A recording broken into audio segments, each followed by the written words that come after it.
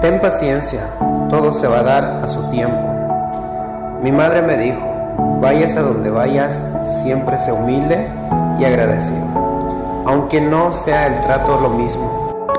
Que Dios nos regale un hermoso día, cargado de muchas bendiciones, un día lleno de paz y de hermosos momentos.